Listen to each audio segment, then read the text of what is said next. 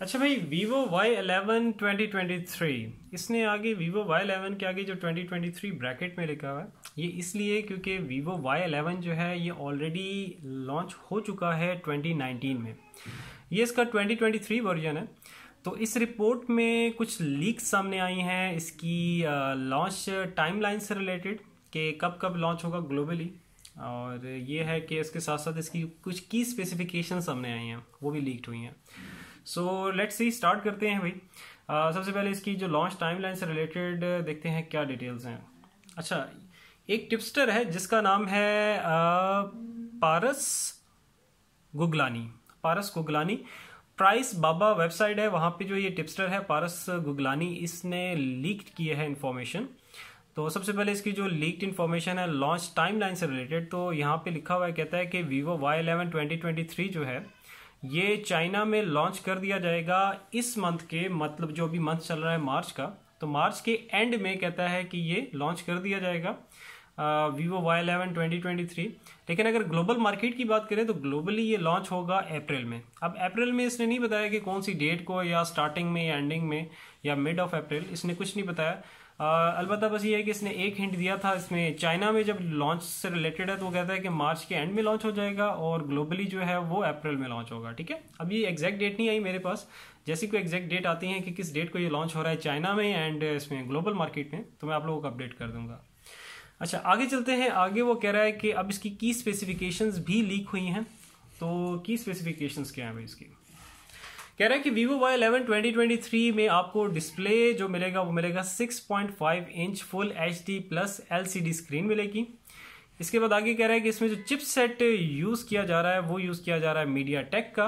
बाकी इसने चिपसेट की और डिटेल नहीं बताई, लेकिन इसने कहा है बस चिपसेट जो होगा MediaTek का होगा। ये नहीं पता कि कौन सा, मतलब उसकी क्या वैल्यू होगी, क्या टाइटल होगा, या क्या किस तरह का चिपसेट होगा, सिर्फ वो MediaTek का लिखा है बस खाली। ठीक है, तो आगे कह रहा है कि however there are no details on the exact name of the chipset. ठीक है, सो आगे वो कह रहा है कि इसमें आपको 4G मिलेगा, 4G रेडी, और इसके साथ आगे वो कह रहा है कि it will be equipped with 4G। हाँ, इसमें आपको 4GB रैम मिलेगी और 128GB इन बिल्ट स्टोरेज मिलेगी, और इसमें आपको Android 13 मिलेगा। सही हो गया। आप चलते हैं इसकी बैटरी की डिटेल्स की तरफ। तो इस हैंडसेट में जो बैटरी यूज़ की गई है वो यूज़ की है 5000 mAh की battery with support for 18 watt charging on the Vivo Y11 2023। ठीक हो गया, तो 5000 mAh की बैटरी है with support for 18 watt charging. इसके बाद आगे वो कह रहा है कि the phone is speculated to have a polycarbonate chassis and feature a 3.5 millimetre audio jack as per details shared by the tipster.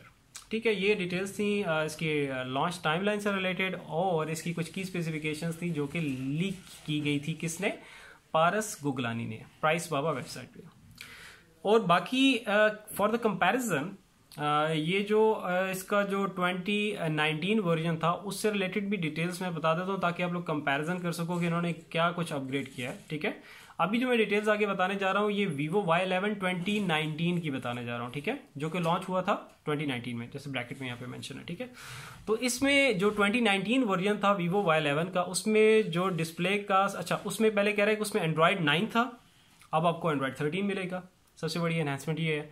उसके बाद कह रहा है कि उसमें जो Android 9 था with fun touch OS 9 on top, और इसके बाद कह रहा है, ठीक है, वन सेकेंड में बता रहा हूँ, अभी जो मैं डिटेल्स बताने जा रहा हूँ, जो स्पेसिफिकेशंस जो भी डिटेल्स हैं, ये 2019 वर्जन Vivo Y11 का जो 2019 वर्जन है उससे रिलेटेड है। ठीक है, तो इसमें आपको, और जो डिस्प्ले साइज था उसका था 6.35 inch HD plus LCD screen थी, और इसका रेजोल्यूशन था भाई, स्क्रीन रेजोल्यूशन था 720x1544 पिक्सल्स।